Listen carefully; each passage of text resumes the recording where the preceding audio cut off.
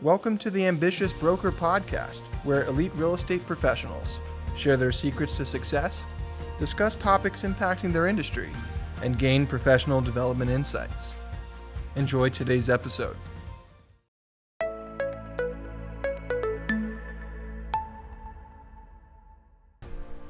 Hey everybody, welcome back to our Icon series here at Ambitious Broker. Today we're covering the legendary Stephanie Vitacco in the first of a three-part series. Stephanie has set the standard for San Fernando Valley real estate. Her years of experience and genuine passion for the business has enabled her to achieve a level of expertise unlike any other in residential sales. Among Keller Williams' more than 150,000 agents nationwide, Stephanie has unfailingly been named and recognized for being a top contender.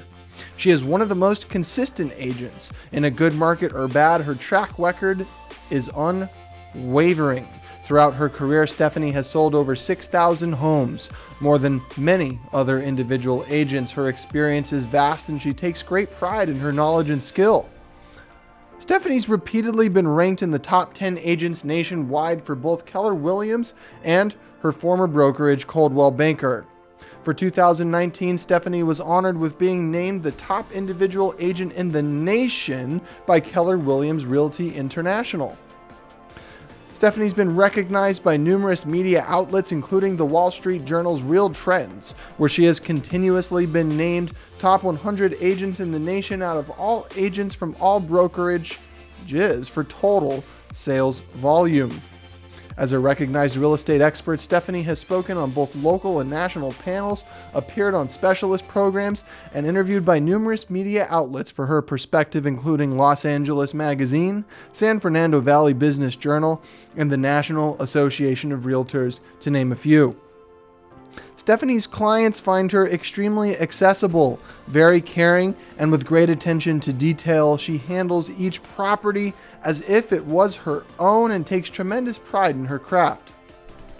She regularly stays in communication with a valuable network of business and real estate managers, investors, and other leading brokers in the nation. In addition to her own experience, Stephanie comes with a network of top-notch professionals to streamline the entire process of getting a home sold.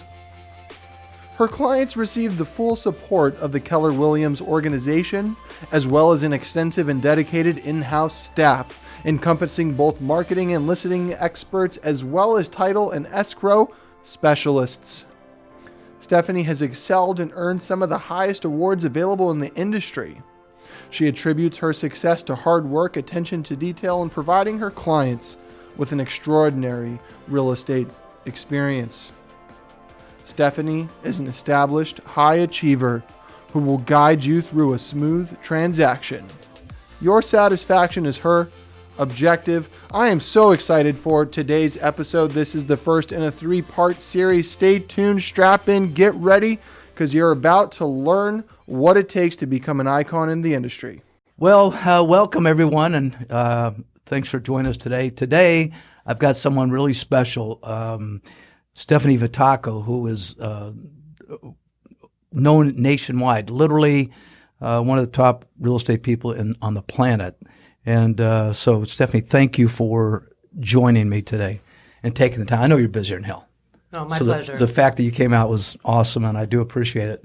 But, you know, I know you do a lot of stuff, talking and so forth with various people, in various media kinds of things. And we're going to try to talk about some different things today. Sure. So we'll start with, why would you wear a white suit on a show that's going to be on TV? I need to know that. Because you told me to. Oh, I did not tell you that. But anyway, it's kind of a little joke we've had going here. But so growing up, okay, I know a little bit.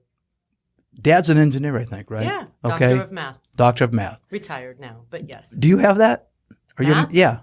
Are you a math person? No, I glued my Algebra 2 book. I glued the pages together at the end of the class. Really? So yeah. No, okay, and so what was Mom? My mom was a part-time bank teller and a stay-at-home mom. Okay. She was a great mom. So she is a great mom. Bank teller. That's where the bank stuff that came through. Maybe. Where you had to have a lot of money or something, right? You know what? I think that from my dad, I learned tremendous organization and discipline and regiment and tracking of things, because everything when you're raised by an engineer is Right. One of my favorite things is when I was in high school and I'd say I was going to, wanted to go out that night, he would refer to me in mathematical terms like there's a 3 sigma chance that will happen, which means less than like 99.999%. So he raised me very analytical and very logical. So I did get that. Did he talk to you about, would he say to you, be disciplined, or did he just show discipline and structure? So my father told me one thing that my father is a very loving man, and he's not a driver, but more follow by example. But he told me when I was 10 years old, he said, I was kind of goofy, but I was 10 years old. I was worried about what I was going to do when I grow up. Right. At that time, I didn't think there was anything unusual about that. Now I look back and it does seem weird, what the heck? You were 10 years old. Why would you think, go outside and play? Why are you worried about what you're going to do when why were you grow up? worried about that? I don't know. I think it's just, part your nature, right? Who you are. Yeah. So security was a security issue? Probably. Yeah. Yeah. I was, my family is rich in love, but not in money. Right. So I wanted to be able to provide for myself to a level of, I wanted to be able to find a way that I could have financial success. Right. Stability, without being beholden to others. And so at 10 years old, you already saw yourself selling 400 houses a year? Or? Oh, I had no idea it was going to be real estate. I didn't know. I actually, my mother is a big reader. And so she used to take us to the library weekly. Yeah. And so we were brought up reading a lot. And I think that's important. But and we just browse the bookshelves of the library. Still do that? I do you have time? To. Yeah. I would love to, but no. Okay. I'm the person that starts to read on my iPad at night, and then it hits me in the face when I fall asleep. Yeah, I know that feeling. I picked out a book when I was around 10 years old called What Color is Your Parachute? Because it was about career choices. Oh. And again, at the time, I didn't think that was kind of weird. Now I think that's kind of weird. Yeah. But my father said to me, pick one thing and do it well. So my little 10-year-old brain started thinking, okay, I have to find one thing that I can do well. Right. So in that sense, my father taught me by example, not by heavy hand or anything. That's really great advice, though. And it didn't feel like that coming out of his mouth, probably. He was just sort of like on autopilot. Well, no, he actually comes up with insightful things. And when how when someone tells you something and it sticks in your brain and it makes you stop and you're not quite sure why, but you're like, ooh, that's important. Yeah. And then it comes back to you over time. Yes. So my father has some voice in the back of your head is going, you haven't been paying attention, but now's this moment. Do it for just a moment. That sentence. Yeah, that one thing sentence. That someone says it's a zinger, and you're like, this applies to me. This is important to me. Yeah. And I'm not quite sure why, but and it sticks. 1974, I had been in real estate for 3 months, I think. Went to a motivational thing. Had Tom Hopkins, Jim Rohn, a couple other guys, big guys, and that motivational stuff. And Jim Rohn had one statement. That one statement that you talked about. To this day, I remember it so vividly. What is it? And it was. He goes, people try so hard to be average. Oh. And he says, and by definition, it shouldn't be hard. That's good. It was great, and always I thought, why work to be average? That doesn't make any sense at all. Work to be really good at something. So I just thought that was, like you said, that's one thing that it's been 50 years, it's stuck in my head. But I think it's hard to get past the breakwater, right? If the breakwater is average, it's hard to even get that far without getting thrown back on the beach. But once you can figure out how to get past the breakwater, you're at a different pace. You're at a different cadence. Right. Do you feel that? Did you feel like in the very beginning you had a little struggle with that? A little struggle? Yeah. I felt like I was in a riptide and getting body slammed on the beach. Of course. So it wasn't just easy coming out of the gate. But you were young. You were what, 20? I was 12 when I started. 12. Yeah. You've been doing it for 12 years. Exactly. I started at 21. 21. Yeah. Right. That's the same as me. So I was young. My brain was young. I didn't have any business experience. Right. I had no. I mean, it was just I was greener than green. Okay, so dad got you just being around him, sort of in a osmosis learning experience Both my parents here. instilled in me a work ethic, Mm-hmm. an ethic of discipline, and an ethic. If you do good for others, good will come back to you. Right. So just basic principles, right? But just by Work following hard. by example, Right. show up, put your best foot forward. Work hard, keep everything clean. And did you do that at school? Yeah, Were you a good student? I was a pretty good student. Yeah. I wasn't straight A's, Right. but I got good high B's, low A's. But You I showed had up. to work to get the A's like that. Like there was Gigi. I'll never forget Gigi, who would just barely show up. And she was a partier, and the girl was valedictorian. I mean, Right. she just had that brain where she could take the Algebra 2 book, put it up to her head, and translate. Yeah, right. Where I had to sit at the kitchen table Read it. with my father and pull my hair out over it. So I'd get there, but it was work for me. I was like that too, I think. It was, just reasonably smart, but I had to work. To get the high grades, I right? had to work to get the high grades, too. yeah. Didn't have to work hard to get the bad grades. I did that too, some of that. Okay, so they were academics, really. I mean, your parents were academics. My dad. Dad particularly. Okay, so, all right, so then you get through that, you get through high school, your dad's showing you a little bit of discipline. You're feeling that now. But you got out of high school. Discipline, not a disciplinarian as a parent, Right. Like a heavy hand. No, but structure. just extremely Structure. structured. He's an engineer. He's a math- yeah. Everything is lined up Right. perfectly. And it makes sense, and it's logical. Everything's logical. Yeah, very, Everything's, very one thing leads to the next, and extreme logic. right. So you picked up some of that, Oh yeah, a lot. although of it. you were a a lot. lot of it. Okay. Absolutely, I'm very logical, very analytical. You are logical. very systematized. Yeah, I see organized. your brain works very 1, 2, 3. Mm-hmm. I see it all the time. When I'm not gonna lie, Stephanie and I have known each other for a long time, and we're kind of neighbors, except for that hers is a much more expensive neighborhood than mine. Not so, at all. so okay. So now you get out of high school, and then you got into modeling.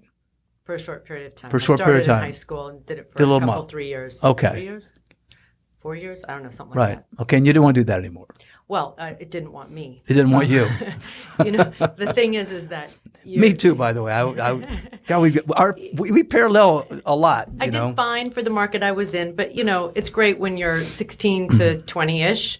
Yeah. And then there's of course those few that go on to do tremendously Right. well. I wasn't tall enough, I wasn't pretty enough, I wasn't good enough, whatever.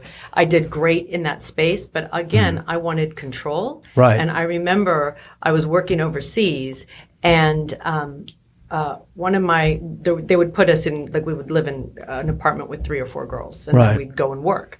And one of the girls came home, and she was packing her bags. And I said, "Why are you going home?" She goes, I'm too old. I'm washed up. She was 23. And Wow. I remember, I was 20, and I remember thinking, oh my God, I'm going to be old at 23. I got to get out of this before this kicks me out. Because there's a whole bunch of working models, and then there's that few that are the elite class. Super, I was yeah. just, I was working. I was making a good living at that age, but I did not want to be 23 years old and them kicking me kick out. you out, right. So I thought, I need to An find old lady something. on your An own. old lady yeah. at 23. Yeah. Oh my gosh, that's ridiculous. Yeah. So I thought, it was a phenomenal way to travel the world, though. Pause. Just look at Roger. Did I look away? Yeah, you kept on looking. Yeah, you're looking over here, and it doesn't read well on the camera. Kind of looking at her. I think I was when looking you're- up. Yeah, That's all right. Don't worry. It's okay. It's Yeah. okay. Thank you Don't for worry. letting me know. Yeah, no, you were into the story, and you're Yeah, and I don't want you to even think about it. If you want to I look do there, that look sometimes there. when I think I look up to the right. Yep. So No, that's fine. Just do it. Yeah, that's Just okay. do it. Yeah. Just do it. Okay, so where was I? Oh, no, 23.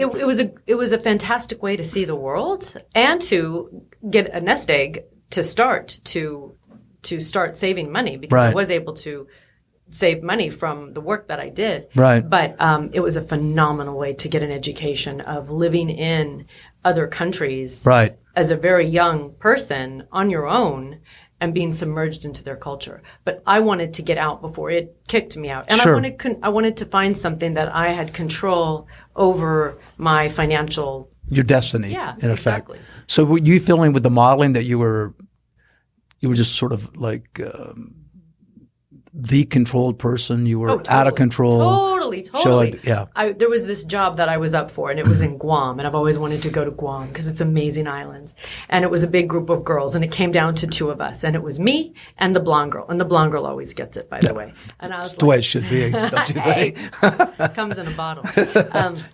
But the blonde girl got it. And I was so discouraged because more than anything, I wanted to go to Guam. It was a week in Guam. I was 17 or 18. Right. So, you don't have control. They want the blonde. They get the blonde. Right. So Yeah. that's what it is.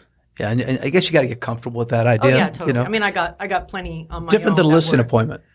Well, still, it is, yes, it is, because I can't change this, right. but I can master my skills at business, at real estate, at Presentation. interfacing with people, at learning how to provide a service and doing I can control that. Right. Because that's up to me. Right. It's not if my hair's too long, too short, if I'm too tall, too skinny, too fat, whatever. I think that was one of the great things about real estate. I felt very much the same kind of thing where once I got into it, I started realizing that, wow, it's sort of like unlimited, right? It is. I can sort of, now it's up to me. It is. And with all the agents throughout the years, all of those that didn't make it, I don't think they ever connected with the power of me. Not me personally, but the power of yourself, the power of saying, wow, this is such an opportunity if I can master it. I don't think it's for everybody, though. It so isn't. I don't think it's a matter of, it's just not for everyone. And what Right. it takes to get past the breakwater Right. is huge, as it is, I think, in anything that's worth a high level of success. Right. But I don't think it's for everybody. So you came back from Guam. Oh, you never got to go to Guam. I That's didn't right. get the job. They picked That's the right. blonde. That's right. So you came back from Japan. Japan. You came back Italy, from Japan. Yeah, came back from traveling. And then you said, okay, now I got to get my act together. I said, Was it like that sense of urgency? So no, I was actually scheduled to go on another trip to Australia to work there in their market, and I decided, I'm going to get my real estate license because now I'm almost 21 and I see 23 coming up, right? Right. That's like Just getting old. death, yeah. Getting old. And I thought, I'm going to get my real estate license because it interested me, and of all the, That was just it? of all the books that I had been reading since I was 10. Right. Any of the business-oriented books that I read about people who came from just humble beginnings, no money, Sure. no family money. Right. The wealth was always real estate related. So I Right. thought, okay, I will get my real estate license and I'll have that. So there wasn't a person. There wasn't like, you knew somebody in real estate or any of that stuff. I didn't know anybody in real estate. Right. But there were 2 people that worked the neighborhood that I grew up in. Right. And I saw they were doing very well. Right. And one of them was actually very similar to my age. And he was making a lot of money. And so I had a falling out with my agency. And I decided, that's it. I'm done. I'm not doing this anymore. I don't have control. Right. And I want control. And I want to do something bigger and better. And this isn't going to be it for me. Right. So I thought, I'm just going to jump in. So I Right. got my real estate license at 21 and just Kind jumped of in. like college athletes who go, I was really good at this, but I don't have what it takes to get to the next level. Yeah. And to make that decision to just cut it off, just like, okay, I'm not going anywhere.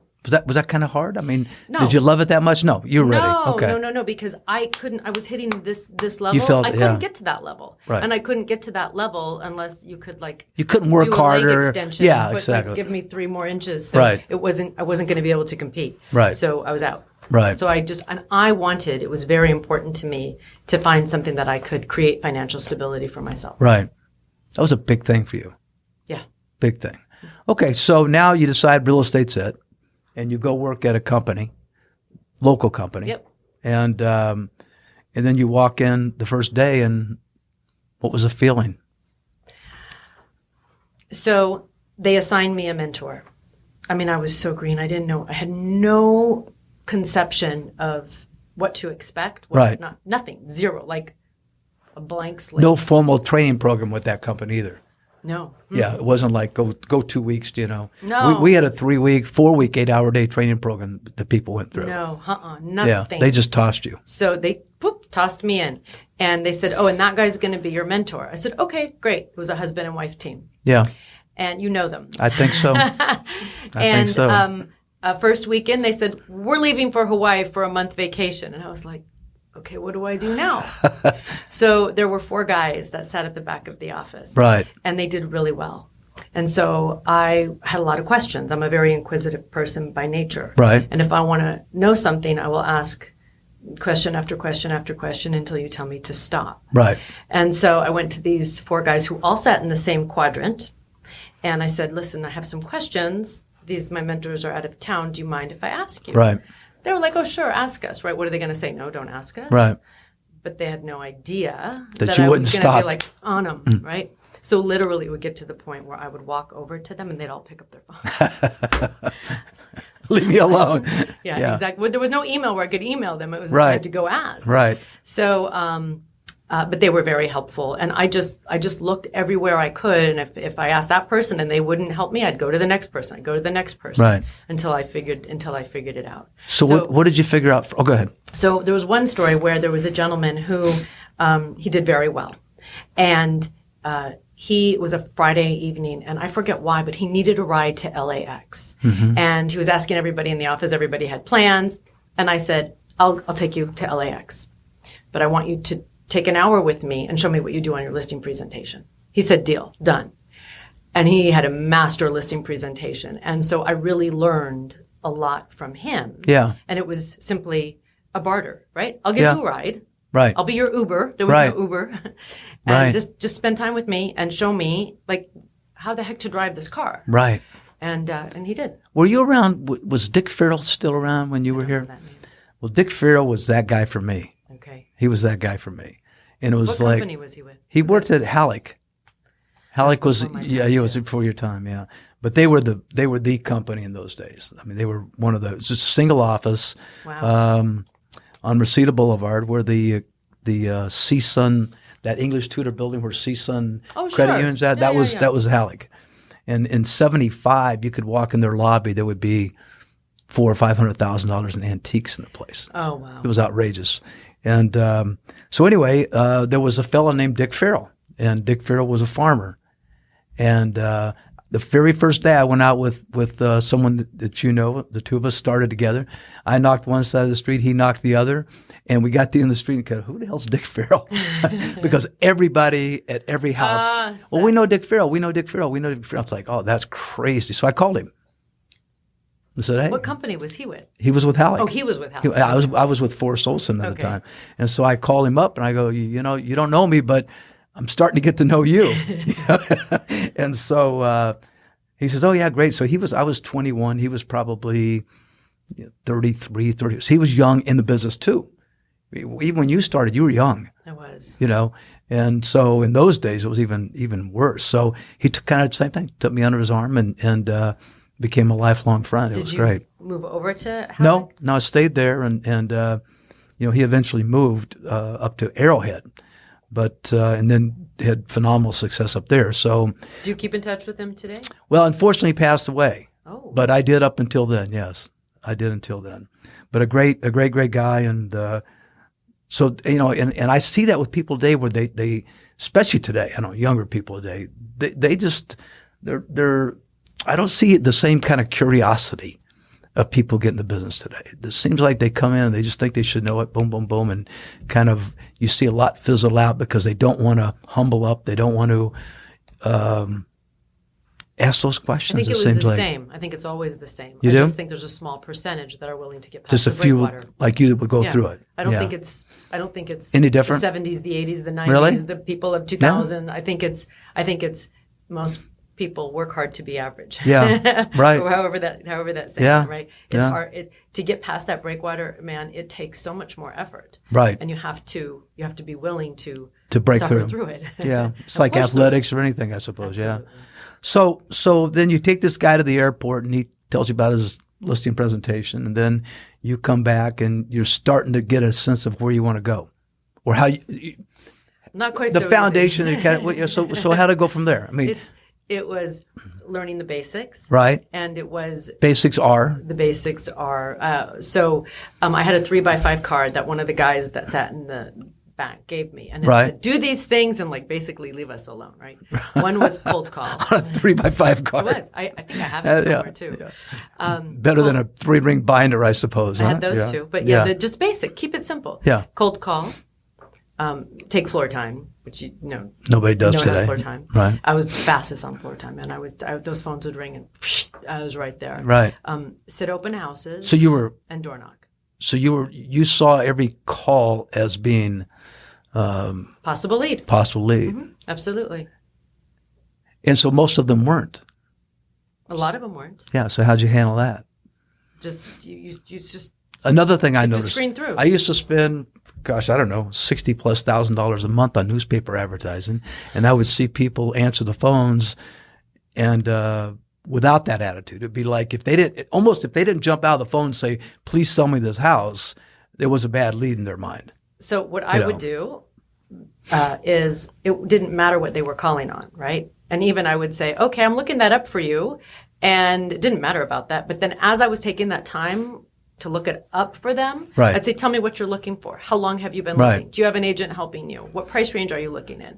Da, da, da, da, da. Then I'd say, oh, okay, here it is. You know what? That one's no longer available. But with what you've just told me you're looking for, may I help you?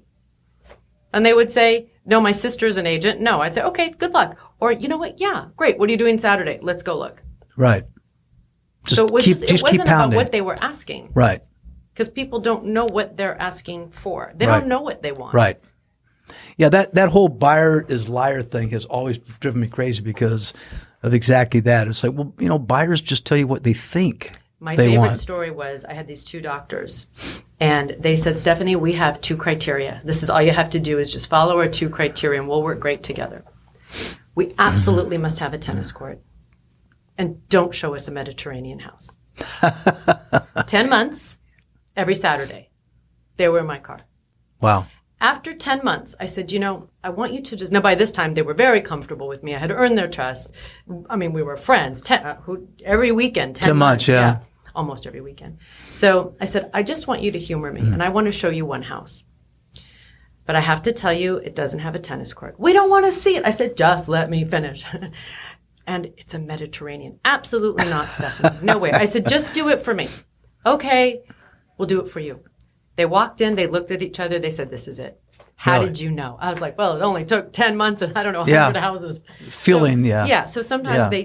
they don't know what they want. They don't know. They think they want that. But Right. then they see that and they're like, oh my God, that's perfect. So you have to Get them in the feeling. learn what they like and don't like and educate them. It's an education. It's not selling, it's educating and counseling. Right. Yeah, I agree with that. Okay, so you were taking floor time, you were doing cold calling. I was. Wow, okay. Yeah. And did you farm?